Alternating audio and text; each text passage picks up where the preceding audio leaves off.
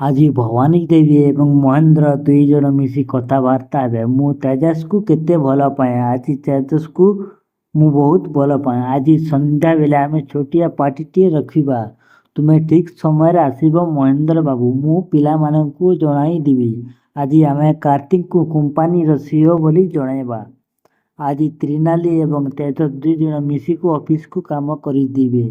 ଆଜି ସେପଟେ କାର୍ତ୍ତିକ ଷ୍ଟାର ହୋଟେଲରେ ଆମ ରେଷ୍ଟୁରାଣ୍ଟକୁ ତୁମେ ଯିବାକୁ ପଡ଼ିବ। ମୋର ଫାଷ୍ଟ ଇନକମ୍ ଭାଉଜ ମା, ତୁମେ ମୋ ପାଇଁ କାମ କରିଛ। ତୁମେ ଯଦି ନ ଯିବ ମୋତେ ବହୁତ କଷ୍ଟ ଲାଗିବ। ତ୍ରିନାଲି ତୁମେ ମନା କର ନାହିଁ। ଆମେ କେବେ ବି କୁଆଡ଼େ ଯାଇନାହିଁ। ଆମେ ଦୁଇ ଜଣ ମିଶିକରି ଚାଲିଯିବା। ସେଥିରେ କ'ଣ ଅଛି? ତୁମେ ମନା କର ନାହିଁ। କାର୍ତ୍ତିକ ତେଜସ୍ଙ୍କର ଫୋନ୍କୁ ଚୋରି କରି ଆଣିଥିବ, ଯେମିତି କେହି ଡିଷ୍ଟର୍ବାନ୍ସ ନ କରେ। ଏପଟେ ଭବାନୀ ଦେବୀ ପାର୍ଟି ପାଇଁ ଫୋନ୍ କରୁଛନ୍ତି ତେଜସ୍କୁ। ଫୋନ୍ କରୁଛନ୍ତି, ହେଲେ କୃଷିକା କହିବ ତୁମେ ଫୋନ୍ କର ନାହିଁ ଭାଇଙ୍କୁ।